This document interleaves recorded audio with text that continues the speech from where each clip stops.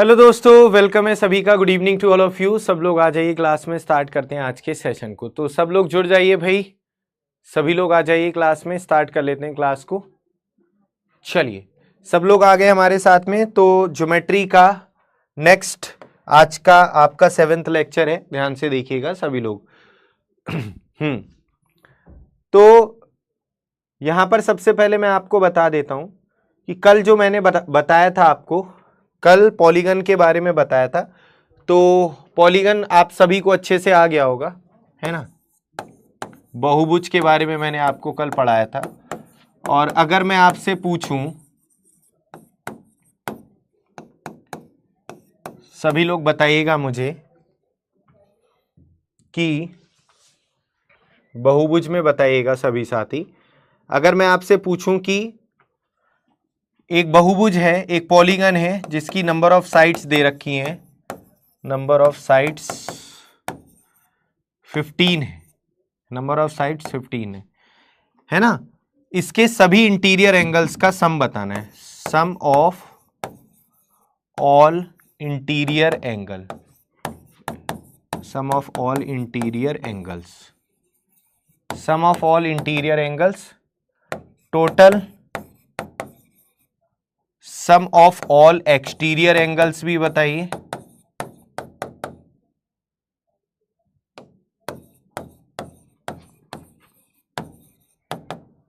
इसके बाद total number of diagonals भी बताइए। तो ये बातें मुझे बतानी है आप सभी को तीनों। एक पॉलीगन है जिसकी टोटल नंबर ऑफ साइड्स दे रखी हैं आपकी 15, भुजाओं की संख्या 15 है। तो सम ऑफ ऑल इंटीरियर एंगल्स, सभी अंतः कोणों का योग। तो सभी अंतः कोणों का योग के लिए फॉर्मूला क्या बताया था मैंने आपको। चलो पहले आप लोग आंसर दो, सभी लोग, क्या आंसर होगा। सम ऑफ ऑल इंटीरियर एंगल्स, तो सम ऑफ ऑल इंटीरियर एंगल्स के लिए n-2 इंटू 180, 15 - 2, n की वैल्यू कितनी है, n की वैल्यू 15 है। तो 15 - 2, 13 × 180 कितना आ जाएगा, 13 × 8 = 104, 13 एकम 13 और 10 23, 2340 डिग्री। ठीक, 2340। सम ऑफ ऑल एक्सटीरियर एंगल, किसी भी पॉलीगन के सभी एक्सटीरियर एंगल्स का सम हमेशा 360 डिग्री होता है, कोई भी पॉलीगन हो वो।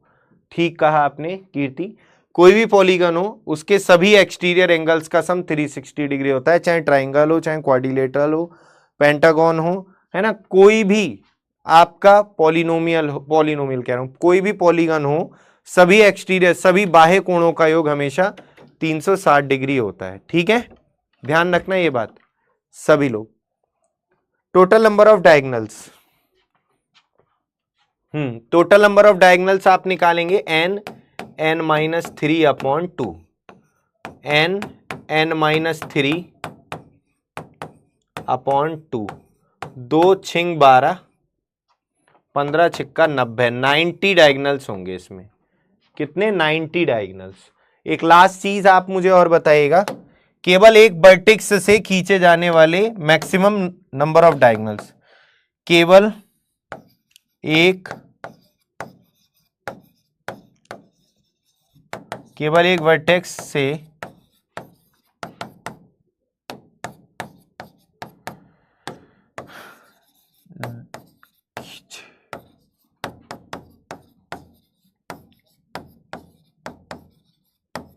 टोटल नंबर ऑफ डायगोनल्स कितने होंगे।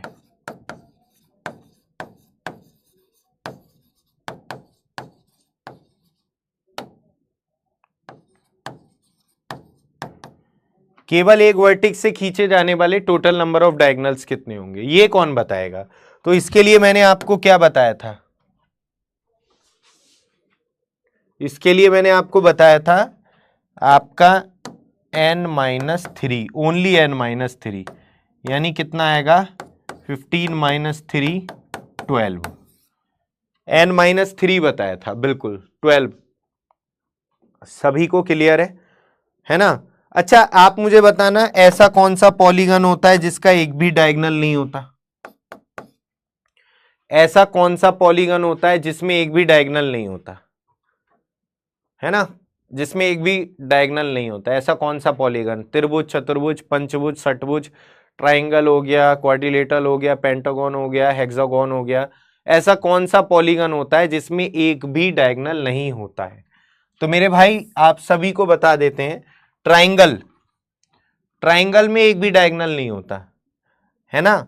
ट्राइंगल में अगर आप नंबर ऑफ डायगोनल्स निकालेंगे भी n(n-3/2) से, तो 3 यहां पर क्या रख देंगे, 0 रख देंगे, सॉरी n की वैल्यू 3 रख देंगे। तो जब n की वैल्यू 3 रख देंगे तो कितना आएगा, 3, 3-3/2, तो ये 0 ही आ जाएगा। तो ट्राइंगल में एक भी डायगोनल नहीं होता है, ध्यान रखिएगा। ट्राइंगल में, त्रिभुज में एक भी डायगोनल नहीं होता। मेरे भाई ये आपका हम लोगों का जो चल रहा था वो आपका प्रॉपर्टीज चल रही थी ट्राइंगल की, है ना। ट्राइंगल की प्रॉपर्टीज हम लोग पढ़ रहे थे, ट्राइंगल की प्रॉपर्टीज हम लोग पढ़ रहे थे।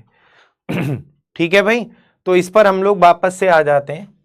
ट्राइंगल की प्रॉपर्टीज पढ़ रहे थे, कल थोड़ा सा कंफ्यूजन हो गया। पॉलीगन हमें पढ़ना था कल के लेक्चर में, जो आने वाला कल है, लेकिन बाय मिस्टेक मुझे याद रहा कि मतलब कल पढ़ाना है, तो मैंने वो कल आपको स्टार्ट करा दिया था पॉलीगन, है ना। तो अभी आप लोग इसको देखिए, ट्राइंगल अपना जो चल रहा था, इसकी प्रॉपर्टी 7 प्रॉपर्टी मैंने आपको बता दी थी, है ना। 7 प्रॉपर्टीज मैंने आपके साथ में डिस्कस कर ली थी, तो ये 8th प्रॉपर्टी है। तो आपको ये तो पता है कि किसी भी मतलब ट्राइंगल का निर्माण कैसे होता है, 3 साइड चाहिए, 3 भुजा चाहिए, है ना। तो क्या केवल 3 साइड लेकर ट्राइंगल बन जाएगा? क्या ये ट्राइंगल बन गया, है ना? तो नहीं, इसकी कुछ प्रॉपर्टी होती है कि ट्रायंगल बनाने के लिए आपकी पहली प्रॉपर्टी है ये इसकी, किसी ट्रायंगल की 2 साइड्स का सम हमेशा तीसरी साइड से अधिक होना चाहिए। आपको ट्रायंगल बनाना है तो ट्रायंगल की किन्हीं 2 भुजाओं का योग हमेशा तीसरी भुजा से क्या होना चाहिए, बड़ा होना चाहिए, तभी ट्रायंगल बनेगा, ठीक है, वरना ट्रायंगल आपका नहीं बनेगा। किन्हीं भी 2 भुजाओं का योग अगर तीसरी भुजा से छोटा है तो ट्रायंगल नहीं बनेगा। हमेशा किन्हीं भी, जैसे मैं आपसे कहूं कि अगर मैं एक 3 साइड ले रहा हूं, 3, 5, 3, 4 और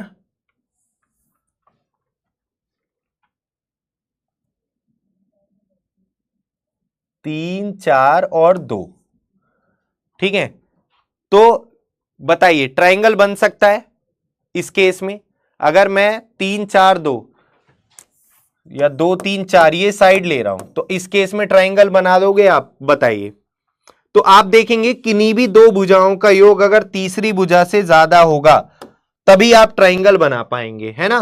तो अगर आप यहां पर देखें कि 2 और 3 अगर हम 4 से कंपेयर करें तो 5 बड़ा है किससे? 4 से, है ना, 5 बड़ा है किससे? 4 से। और यहां पर अगर देखें 3 अगर किन्हीं भी 2 भुजाओं का योग 7 बड़ा है 2 से, इन 2 का सम देखें तो 6 बड़ा है 3 से, ठीक है। तो किन्हीं भी 2 भुजाओं का योग अगर तीसरी भुजा से ज्यादा होगा तो ट्रायंगल इस केस में हम बना सकते हैं, इस केस में हम ट्रायंगल बना सकते हैं। तो ध्यान रखिएगा किन्हीं भी 2 भुजाओं का योग तीसरी से बड़ा होना चाहिए। एक किन्हीं भी 2 भुजाओं का अंतर हमेशा तीसरी से छोटा होना चाहिए, डिफरेंस हमेशा तीसरी से छोटा होना चाहिए, है ना। किन्हीं भी 2 भुजाओं का अंतर तीसरी से छोटा होना चाहिए, तभी आपका ट्रायंगल बनता है। तो ट्रायंगल बनाने के लिए बेसिकली 2 बातें बताई, जैसे एक ट्रायंगल है, इसकी 3 साइड है ABC, ठीक है। तो ट्रायंगल बनाने की प्रॉपर्टी क्या बताई? तो किन्हीं भी 2 भुजाओं का योग, किन्हीं भी 2 भुजाओं का जो योग होगा वो हमेशा तीसरी भुजा से क्या होगा? ज्यादा होगा। किन्हीं भी 2 भुजाओं का योग हमेशा तीसरी भुजा से ज्यादा होगा, और अंतर तीसरी भुजा से कम होगा। अंतर जो होगा इनका दोनों का अंतर तीसरी से कम होगा। तो दोनों बातें ध्यान रखनी है, इनका अंतर तीसरी से कम होता है, योग तीसरी से ज्यादा। ऐसे ही अगर मैं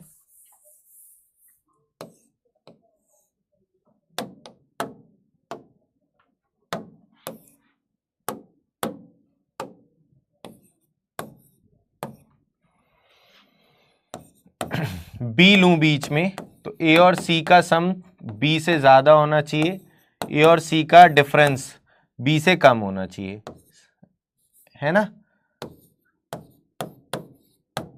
तो ये कुछ प्रॉपर्टी हैं जो आपको ध्यान रखनी है, ठीक है मेरे भाई। ट्रायंगल तभी बनेगा जब ये प्रॉपर्टी फॉलो होंगी। जैसे इससे रिलेटेड हम कुछ क्वेश्चंस देख लेते हैं। यहां पर एक क्वेश्चन यहां पर ये दे रखा है, इसका आंसर आप लोग बनाइए कितना होगा। जरा करो सभी लोग, आंसर बताओ कितना आंसर होगा। कह रहा है कि ट्रायंगल के गुणधर्मों के बारे में सही कथन का चयन करना है। The sum of two sides may be equal to the third side. दो भुजाओं का योग तीसरी भुजा के बराबर हो सकता है।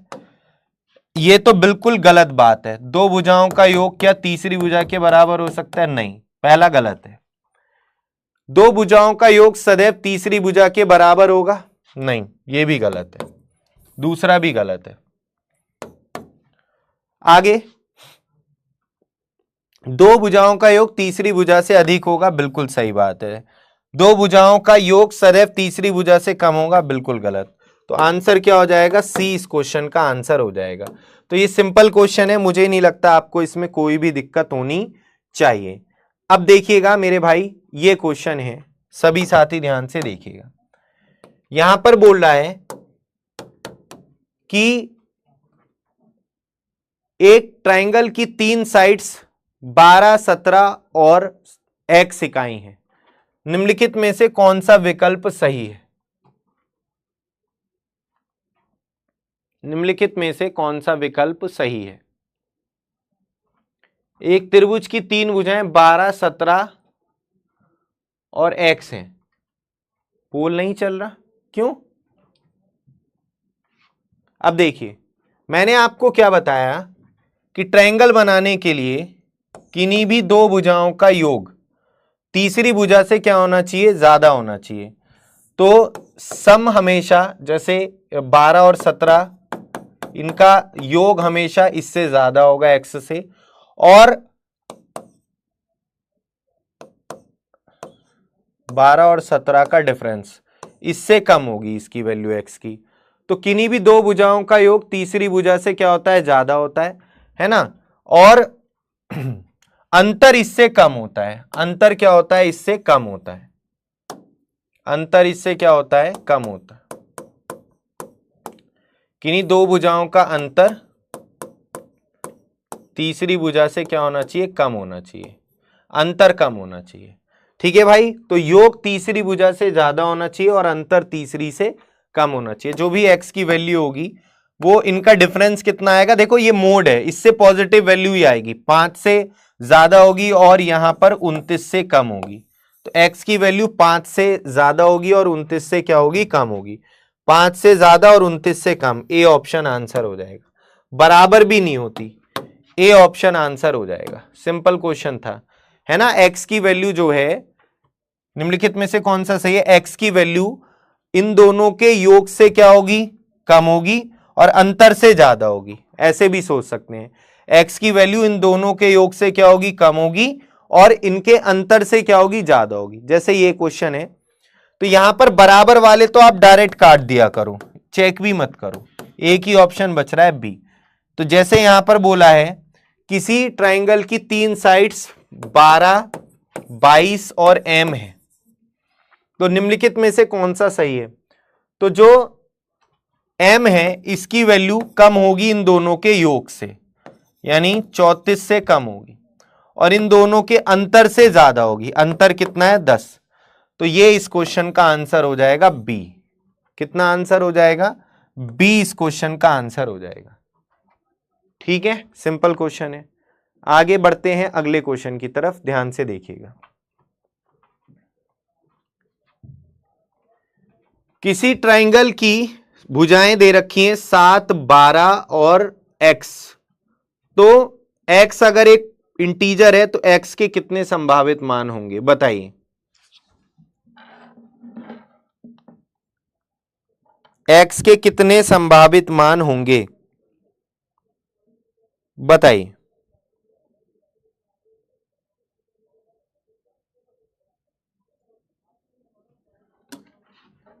x के कितने संभावित मान होंगे।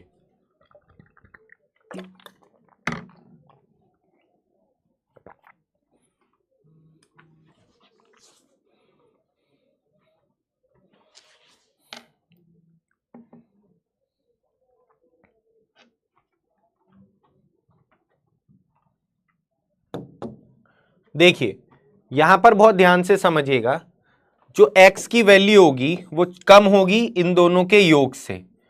योग तीसरी भुजा से ज्यादा होता है या तीसरी भुजा योग से छोटी होती है, एक ही बात है। योग जो होगा इन दोनों का सम तीसरी भुजा से ज्यादा या तीसरी भुजा इन दोनों के सम से कम और इन दोनों के अंतर से अधिक, इन दोनों के डिफरेंस से ज्यादा होती है। तीसरी भुजा इन दोनों के डिफरेंस से ज्यादा। तो x की जगह यहां पर देखो क्या क्या आ सकता है, कौन कौन से ट्राइंगल बन सकते हैं। देखो एक तो बन सकता है 5, 5, 6 और 19। एक ये बन सकता है 5, 7, 19।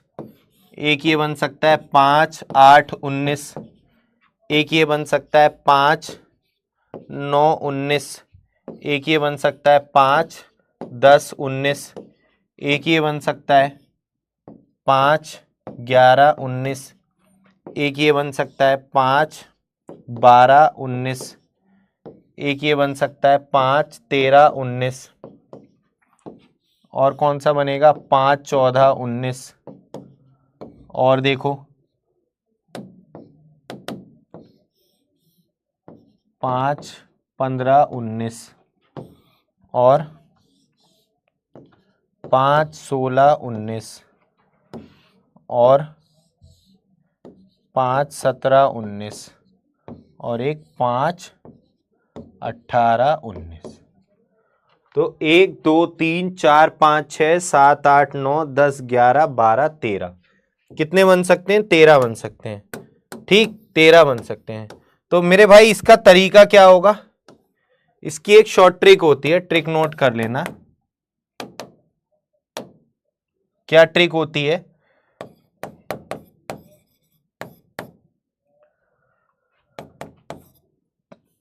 संभावित मानों की संख्या, संभावित मानों की संख्या की एक ट्रिक होती है 2 into smallest side, 2 into smallest side -1। ये शॉर्ट ट्रिक नोट कर लेना सभी लोग। 2 इंटू स्मॉलेस्ट साइड, तो स्मॉलेस्ट साइड कितनी है 7, तो 7 दूनी 14 में से 1 गया 13, तो 13 आंसर आ जाएगा। अच्छा इसमें अगर आपसे पूछ लिया जाए कि इसमें इस केस में कितने, ये जो मैंने खोल के बताए हैं ये कब करते, अगर इसमें पूछ ले इस केस में x के मतलब कितने इसमें आइसोसेलेस ट्राइंगल बनेंगे, समद्विबाहु त्रिभुज बनेंगे, कितने इसमें समद्विबाहु त्रिभुज बनेंगे। तो समद्विबाहु जिसकी दो भुजाएं समान होती हैं, कोई बन रहा है इसमें आइसोसेलेस ट्राइंगल बन रहा है कोई, बताइए।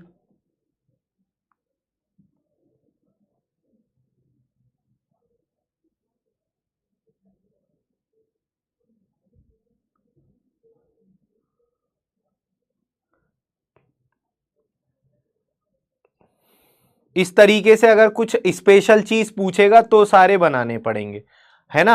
अदरवाइज यहां पर आपको डायरेक्ट ये शॉर्ट ट्रिक लगा देनी है। जैसे एक क्वेश्चन मैं आपसे इसमें ही पूछूं, और ये देखिए यहां पर कह रहा है किसी त्रिभुज की दो भुजाएं 13 और 5 सेंटीमीटर हैं, तीसरी भुजा की लंबाई के कितने मान यहां पर संभव होंगे। तीसरी भुजा x के यहां पर कितने मान संभव होंगे जहां पर तीसरी भुजा की लंबाई इंटीजर में है, बताइए। कीजिए जरा सभी लोग। तो इसका आंसर कितना था अपना, बी आंसर था। इसको करो जरा, इसका आंसर कितना होगा।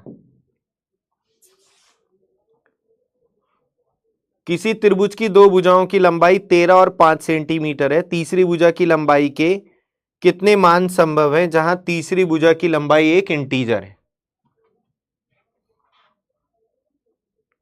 बताइए।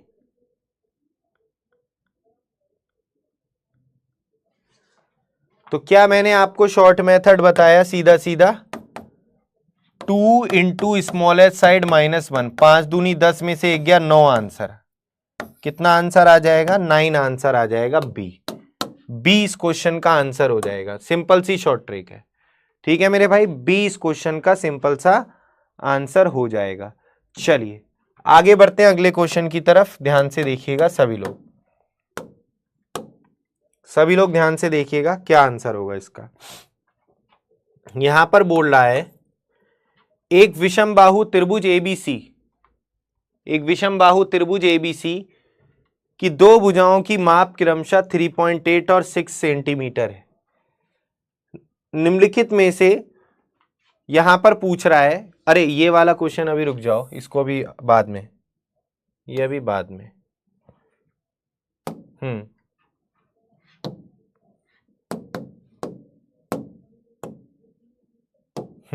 ये वाला देखो पहले,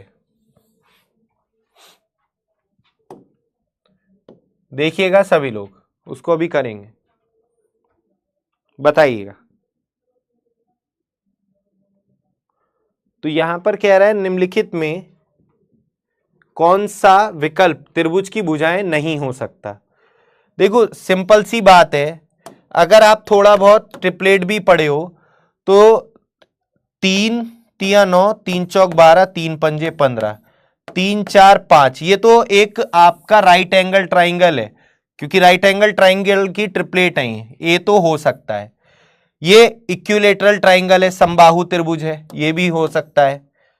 यहां पर आप देखो 3 4 5, ये भी आपका राइट एंगल ट्राइंगल है, तो ये तो दिख ही नहीं है, तो जरूरी नहीं है वो बेसिक से ही करना, तो ये तो हो सकते हैं। डी आंसर हो जाएगा जो गलत है। बाकी मेरे भाई आप सभी को पता है कि त्रिभुज बनाने के लिए किन्हीं दो भुजाओं का योग हमेशा तीसरी से ज्यादा होना चाहिए। तो अगर आप देखो इसको, तो यहां पर अगर इन दोनों का योग देखें, मतलब 3 और 1 4, 3 और 1 कितना हो रहा है? 4। तो मेरे भाई दो भुजाओं का योग तीसरी से क्या होना चाहिए? ज्यादा होना चाहिए। तो 3 और 1 4, तो यहां पर ये क्या हो रहा है? गलत नहीं हो रहा, ये तो 5 से कम हो गया इन दोनों का योग, तो ट्राइंगल यहां पर बनेगा ही नहीं, है ना। ट्राइंगल यहां पर नहीं बनेगा, क्योंकि ट्राइंगल बनने के लिए किन्हीं दो भुजाओं का योग तीसरी से क्या होना चाहिए? ज्यादा, या जो तीसरी भुजा है वो दोनों के योग से क्या होनी चाहिए? कम होनी चाहिए। तो तीसरी भुजा इन दोनों के योग से क्या होनी चाहिए? कम होनी चाहिए, जबकि यहां पर ये क्या हो रही है? ज्यादा हो रही है ना। यहां पर ये क्या हो रही है? ज्यादा हो रही है। यहां पर ये क्या हो रही है? ज्यादा हो रही है। ठीक है मेरे भाई, ये भी समझ में आ गई होगी बात आपको। क्लियर?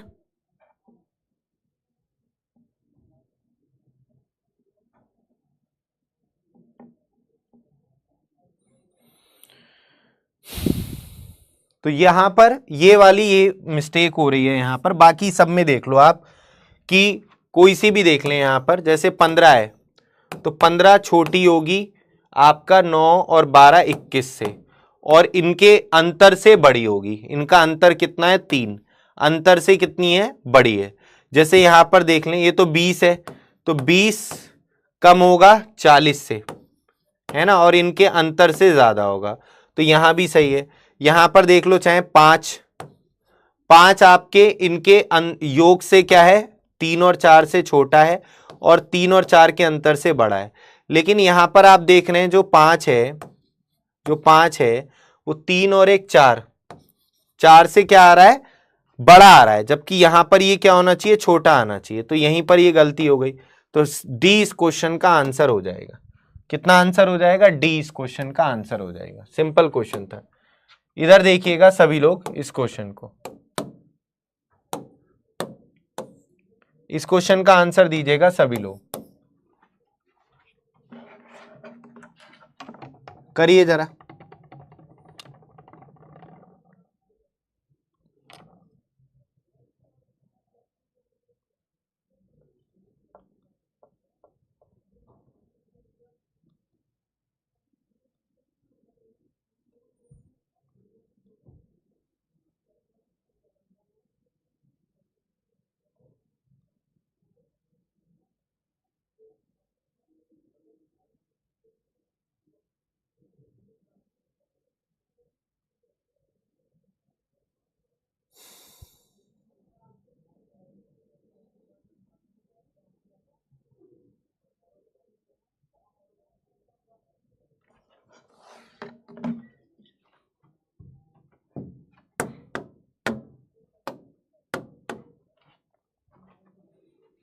देखिए यहां पर कह रहा है किसी त्रिभुज की तीन भुजाएं 5, 9 और x सेंटीमीटर है, x का सबसे छोटा मान क्या होगा, है ना।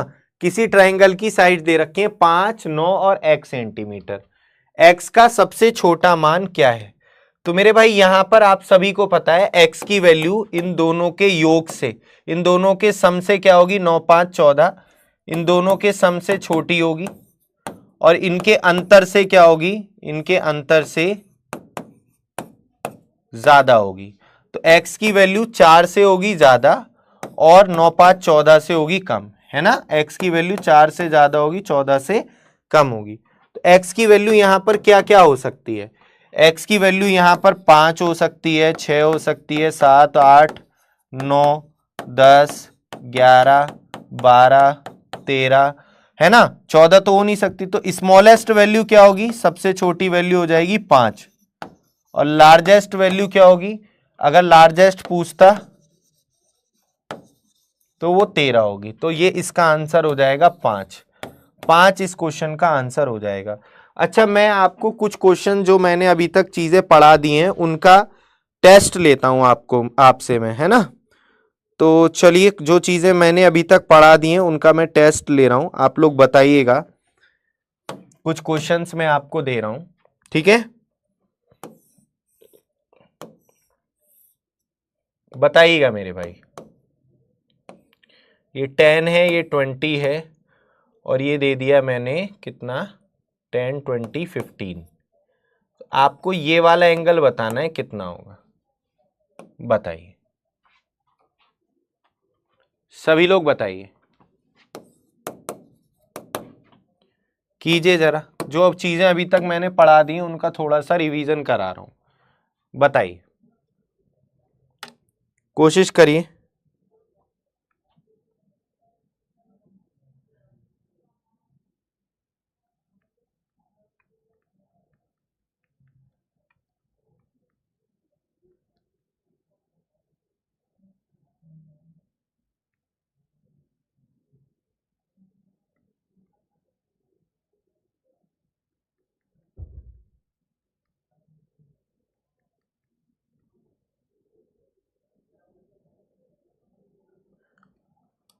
देखिए, तो यहां पर मेरे भाई सिंपल सा क्वेश्चन है ये।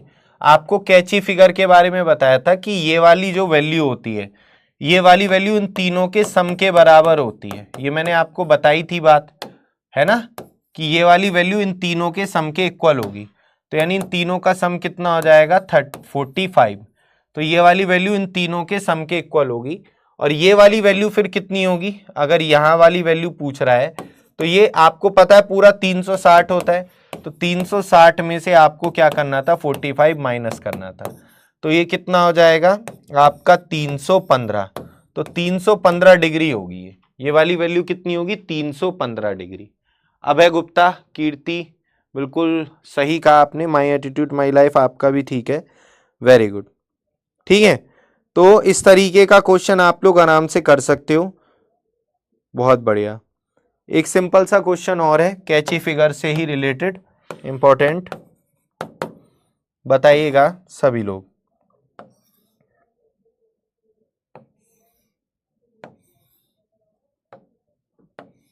ये वाला एंगल दे रखा है 120 डिग्री और ये दे रखा है 40 डिग्री। ये x है, ये y है, तो x प्लस वाई कितना होगा, बताइए। x प्लस वाई की वैल्यू बतानी है कितनी होगी, x प्लस वाई की वैल्यू कितनी होगी, कीजिए जरा सभी लोग, x प्लस वाई कितनी होगी बताइए, जल्दी से बताओ, x प्लस वाई कितना होगा।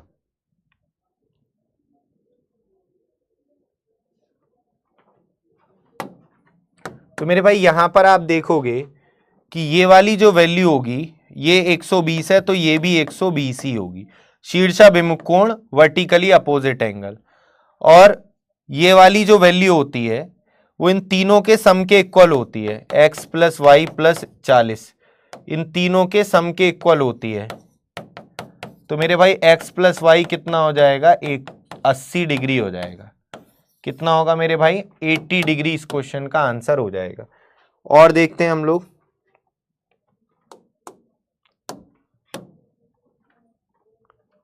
हाँ एक ये वाला क्वेश्चन का आंसर दीजिएगा सभी लोग।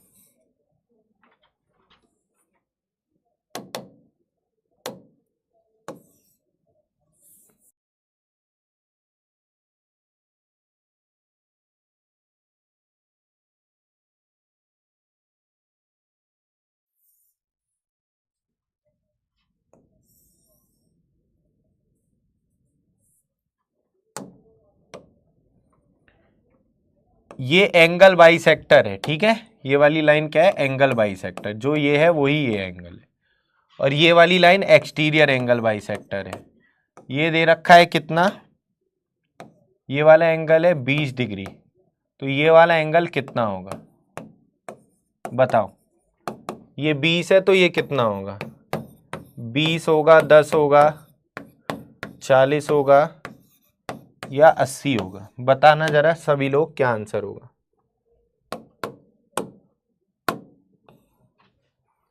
करो जरा, कितना होगा ये, सभी लोग आंसर दीजिए कितना होगा। जो मैंने बताया उन्हीं से रिलेटेड पूछ रहा हूं।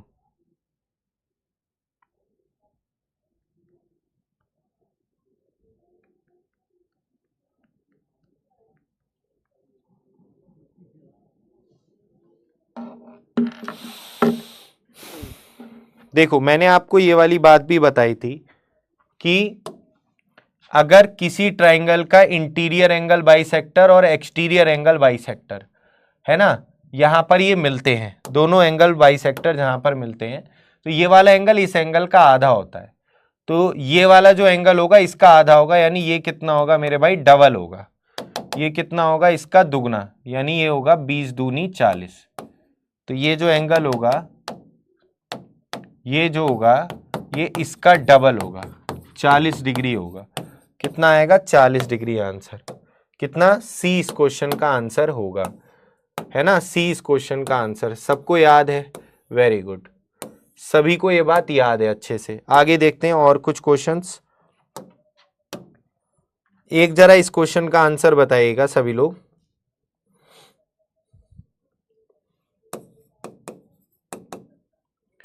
एक ये ट्राइंगल है ना,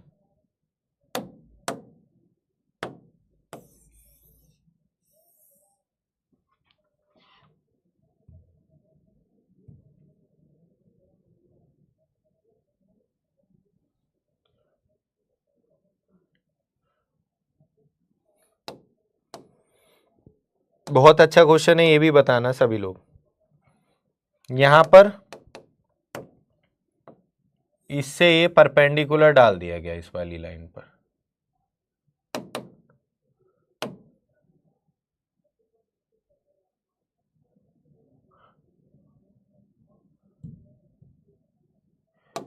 ये परपेंडिकुलर है, ठीक। और इसका ये एंगल बाइसेक्टर ले लिया एक, इसका ये एंगल बाइसेक्टर ले लिया एक, ये वाला, ये एंगल बाइसेक्टर है। एंगल बाइसेक्टर मतलब ये वाली लाइन ऐसी लाइन है जो इस पूरे एंगल को दो बराबर भागों में डिवाइड कर रही है, ठीक है। ये ए, ये बी, ये सी, ये डी, ये ई।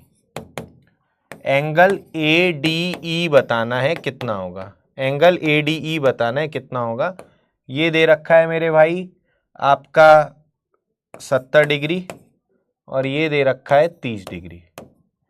तो एंगल ए डी ई कितना होगा, ठीक है, बताइएगा।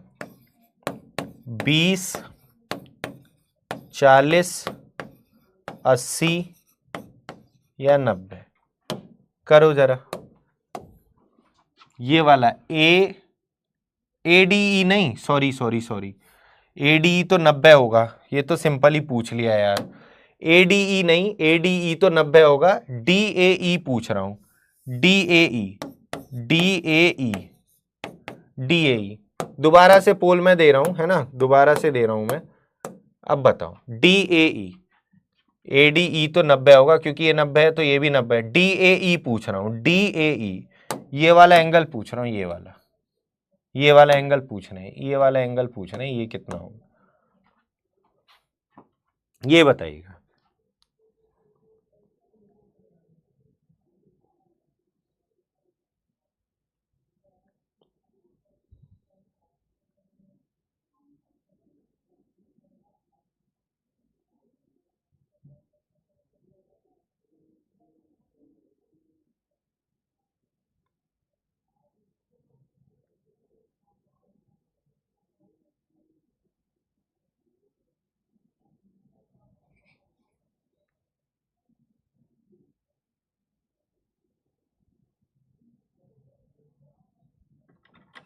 देखिए DAE ये वाला एंगल पूछा है, तो यहां पर ये जो एंगल होगा कितने में थे, नहीं इसके बाद फिर 8 से 9 लास्ट 9 तक, तो ध्यान से देखिएगा सभी लोग मेरे भाई। ये वाला जो एंगल होगा, मैंने क्या बताया था, इन दोनों के अंतर का आधा होता है ना, इन दोनों के अंतर का आधा होता है। ये बात मैंने आपको बताई थी कि ये एंगल जो होगा वो एंगल बी और एंगल सी के अंतर का आधा होता है। ठीक, एंगल बी और एंगल सी के अंतर का आधा, तो 40/2 ये कितना होगा, 20 डिग्री इस क्वेश्चन का आंसर हो जाएगा। कितना, 20 डिग्री आंसर हो जाएगा। तो सब आपको ये याद है, मुझे तो लगता है सभी के सही आ रहे हैं, इसका मतलब सबको ये चीजें अच्छे से आ चुकी हैं। Very good. आगे बढ़ते हैं, एक क्वेश्चन और दे रहा हूं, इस क्वेश्चन का आंसर दीजिएगा सभी लोग। ये भी अच्छा क्वेश्चन है, ध्यान से देखिएगा।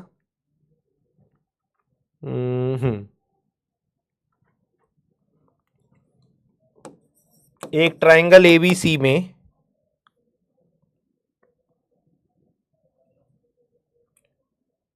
ABC में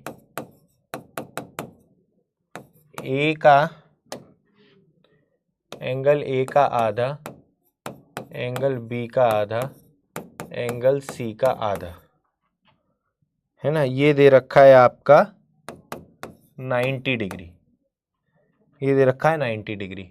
तो एंगल C इक्वल टू कितना है, एंगल C इक्वल टू कितना है बताओ, एंगल C इक्वल टू कितना है। ऑप्शन है 35, 40, 50 या नन ऑफ दीज। बताइए, सिंपल क्वेश्चन है ये तो।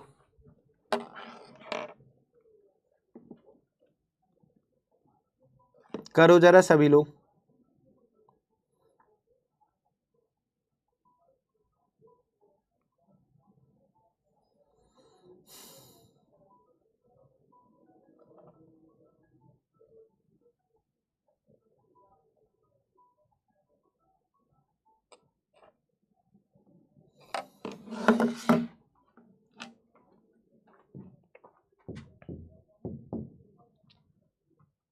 ध्यान से देखिएगा सभी लोग।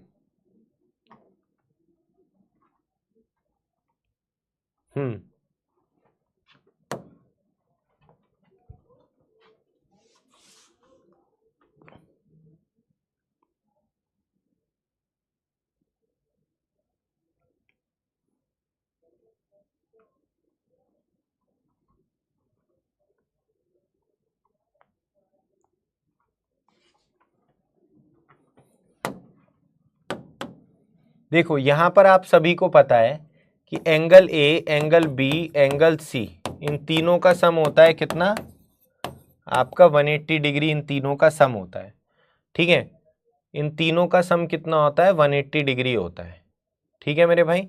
तो अगर मैं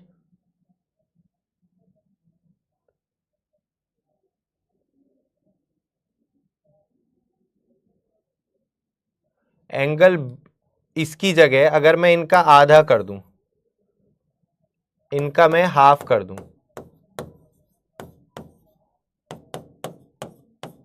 तो ये कितना आ जाएगा, 90 डिग्री आ जाएगा। एक मिनट, क्वेश्चन सही लिखा है मैंने, क्वेश्चन में कुछ गलत लिख दिया है लग रहा है, एक सेकेंड, क्वेश्चन में मिस्टेक है, एक सेकेंड। मिस्टेक तो है ही यहाँ पर ये क्वेश्चन में कुछ है, मैंने यहाँ पर ये 3 होता है, b/3 होता है, ये b/3 है, ये यहाँ पर ये क्या है, b/3 है ना, ये b/3 है मेरे भाई, ठीक है, ये मिस्टेक कर दी मैंने, b/3 है और ये 80 है, ये कितना है 80 डिग्री, ठीक। तो ये कितना होगा 90 हो जाएगा, अब इसलिए मिस्टेक हो रही थी, ठीक है। तो अगर हम सबको पता है angle A angle B angle C equal to 180 degree होता है, त्रिभुज के तीनों अंतः कोणों का योग 180, तो आधा आधा करेंगे तो ये कितना हो जाएगा 90। अब आप जरा इसकी वैल्यू रखेंगे यहाँ पर, मतलब इसकी वैल्यू कितनी आ जाएगी, a/2 प्लस एंगल c/2 की 90 minus angle b/2, 90 minus angle b/2 है ना, 90 minus angle b/2, 90 minus angle b/2। तो यहां पर आप इसमें इसकी जगह आप क्या रख दो, 90 माइनस b/2 रख दो, यहां पर आप रख दो कितना, यहां पर आप रख दो 90 minus b/2, 90 minus b/2, 90 minus b/2, इन दोनों की जगह हमने रख दी यहां पर इनकी वैल्यू, और ये कितना हो जाएगा आपका प्लस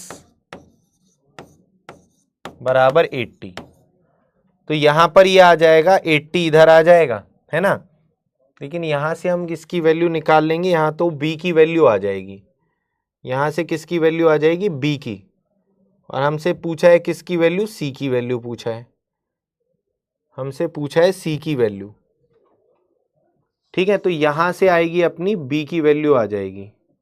अच्छा, इसमें से अगर मैं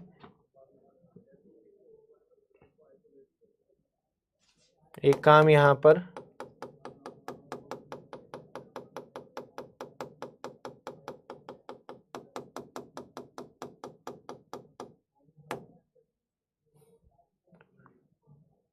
अगर मैं इसमें से इसे घटा दूं तो यहां पर ये आ जाएगा कितना,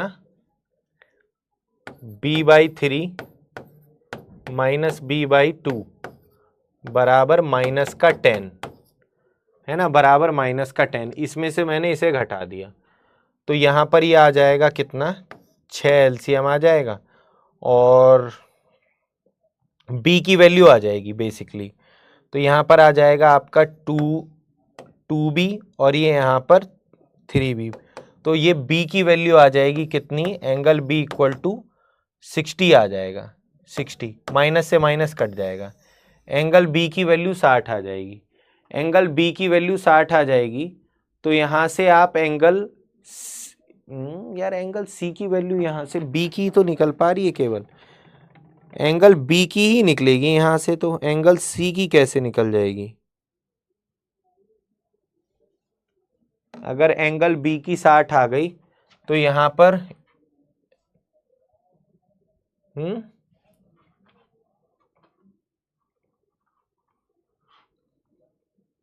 एंगल b की वैल्यू 60 आ जाएगी, तो एंगल b की यहां पर अगर मैं 60 रख दूंगा तो a और c की वैल्यू आ जाएगी, ओनली c की कहां निकल रही है इसकी, यहां पर मुझे लग रहा है एंगल b की ही होगा, एंगल b की ही पूछा होगा,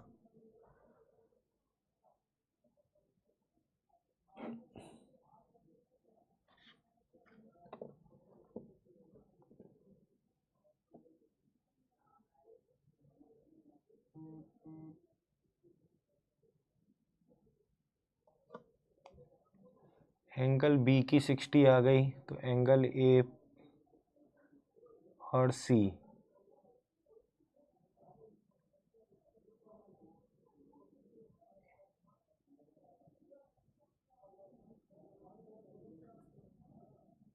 ये क्वेश्चन मैंने इस तरीके का तुम्हें कराया भी तो है, एक सेकंड रुको,